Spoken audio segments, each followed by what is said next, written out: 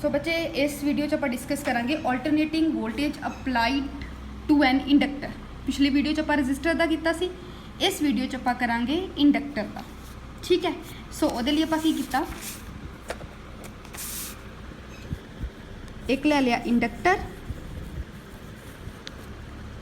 वो लगाता alternating voltage V is equal to V not sine omega t. So वो करके करंट फ्लो किया I। ये एक इंडक्टर आ, यदा मतलब ये सैल्फ इंडक्शन होएगी जिसकी वैल्यू होएगी -L/dA/dt। ये होगी तुहाडे को इंड्यूस्ड EMF की value. So starting with V is equal to V not sine omega T. ठीक है, हुन इंड्यूस्ड EMF कितनी है? Induced EMF is equal to -L/di/dt। ये EMF इंड्यूस होगी, ये तुसी अप्लाई की है, तो टोटल कितनी होगी? V -L/di/dt। ये होगी टोटल। ठीक है, हुण आ जिहड़ा पोटेंशियल आ, ये आ टोटल सर्किट का। हुण इंडक्टर तो इलावा सर्किट दे विच कोई होर इहो जी चीज़ नहीं लगी हुई जिहदे विच पोटेंशियल ड्रॉप हो सके, जिहड़ा करंट नूं अपोज करे या जिहदे करके पोटेंशियल की वैल्यू घट होवे। सिर्फ इंडक्टर ही लगा होया।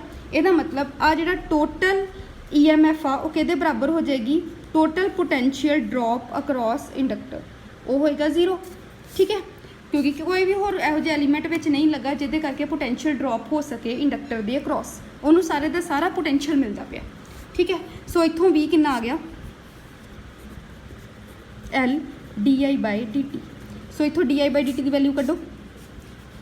di/dt is equal to V/L। So that implies di is equal to V/L into dt। Put the value of V, कितनी वैल्यू V दी? V not sine omega t. Put करो इत्थे V not sine omega T upon L dt। सानू चाहिए है I की value. I की value कढ़ने का की तरीका है? इंटीग्रेटेड। ठीक है, सो इनू आप इंटीग्रेट करांगे किस तरह? I is equal to integration of V not sine omega T upon L dt। ठीक है, V नॉट अपॉन L बाहर आ गया, की बचा? Sine omega T D T, that is equal to V nought upon L। ठीक है, sine दी integration minus cos, T नाल की लगा? ओमेगा डिवाइड हो जाएगा। ठीक है, so I is equal to minus ना बाहर कड्डो, V नॉट अपॉन ओमेगा बाहर कढ़ लो, माइनस कॉस ओमेगा टी। हुण साडा की मोटिव है? V जिहड़ा आ वो V not sine omega T के बराबर है। ठीक है, आप चाहते हैं अगर इत्थे साइन आ जाए फिर आप कंपेयर कर सकते हैं फेज़ का फर्क। अजे आप फेज़ का फर्क कंपेयर नहीं कर सकते क्योंकि V च साइन है तो I च कॉस है। ठीक है, तो वो लिए की करना पेगा?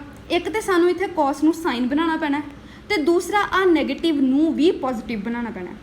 ठीक है, हुण वो लिए आप की करांगे? तुहानू पता है साइन 90 माइनस थीटा हुंदा कॉस थीटा।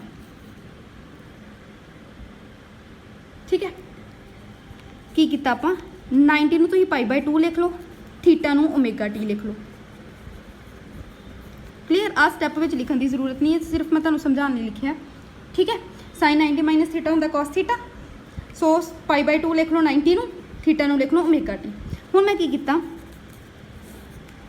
माइनस कॉमन कढ़ लिया तो ओमेगा टी पहलों आ गया तो π/2 बाद च आ गया,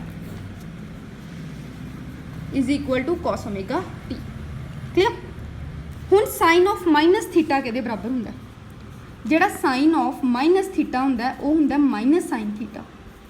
मतलब इत्थों माइनस बाहर आ सकता है, सो ये आ गया minus sine omega T minus π/2 is equal to cos omega t. इत्थों आ गया sine omega T minus π/2 is equal to minus cos omega T. हुण अगर आप इत्थे माइनस कॉस ओमेगा टी की जगह पर आ वाली वैल्यू पुट कर दिए तो कॉस साइन च कन्वर्ट हो गया तो माइनस साइन भी गायब हो गया। ठीक है, सो की आ गया तुहाडे कोल I is equal to V nought upon omega L cos minus cos omega T की जगह तो की लिख दो sine omega T minus pi by 2। ठीक है, हुण इत्थे ओमेगा एल नूं आपां पुट करते हैं XL sign omega T minus pi by 2। ठीक है, हुण ये की हुंदी है इंडक्टिव रिएक्टेंस। इंडक्टिव रिएक्टेंस ठीक है, ये की हुंदी है इंडक्टिव रिएक्टेंस की हुंदी है जिहड़ी रेजिस्टेंस इंडक्टर ऑफर करता है।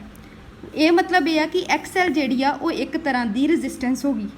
एक्सएल की वैल्यू किहदे बराबर हुंदी है ओमेगा एल, ये एक तरह की होगी resistance. So V upon resistance की हो गया आई नॉट।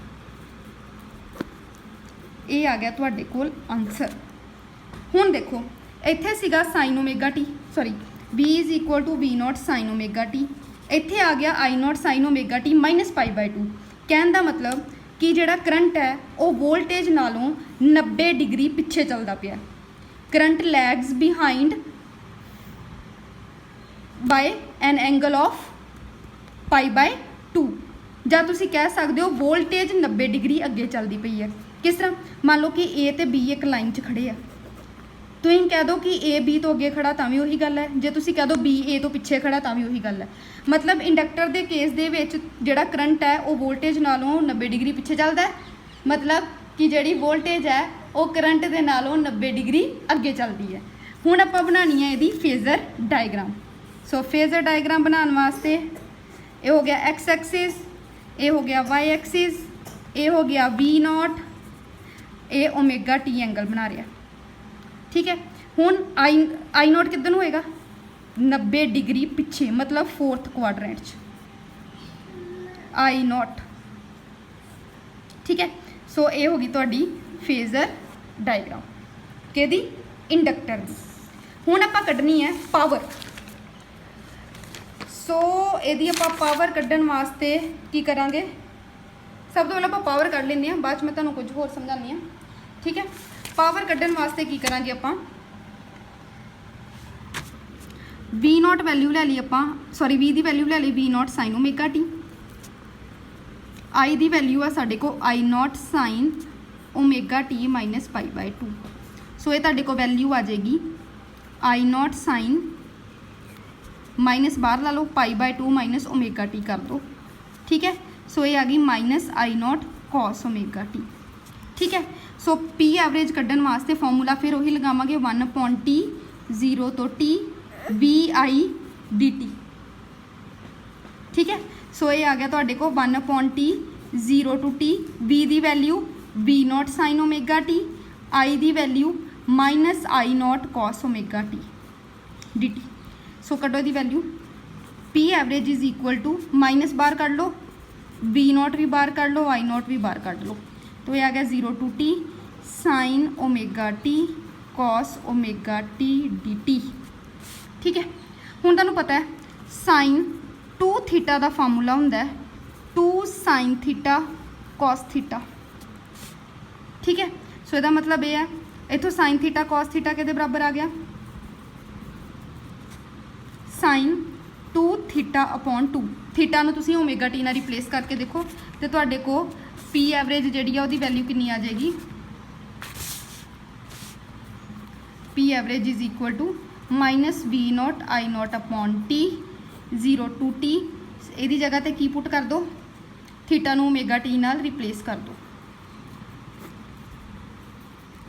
ठीक है, 2 नूं भी बाहर कढ लो, ये बच गया तुहाडे कोल। ठीक है, हुण इहदी करो तुसीं इंटीग्रेशन साइन दी हुंदी है माइनस कॉस, थल्ले आ जाएगा 2 ओमेगा 0 तो टी तक, माइनस भी बाहर लाओ बाहर प्लस हो गया, 2 ओमेगा भी बाहर लाओ बाहर हो गया 4 ओमेगा टी, अंदर बच गया तुहाडे को कॉस 2 ओमेगा टी 0 तो टी। ठीक है, हुण आपां पुट करनियां ने लिमिट्स।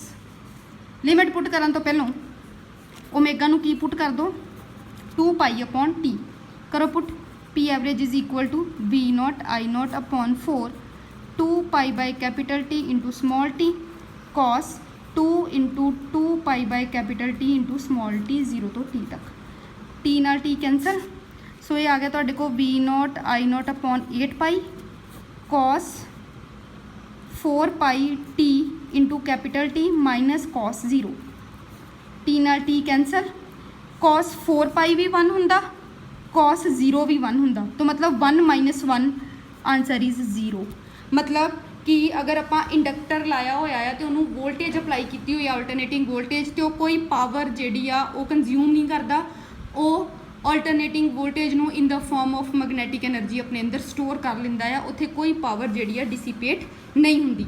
हुण इहदे विच एक होर चीज़ है आपां इंडक्टर दा बिहेवियर डिस्कस करना AC नू ते DC नू अगर आप AC अप्लाई करिए फिर की होएगा अगर आप DC अप्लाई करिए इंडक्टर नू फिर की होएगा।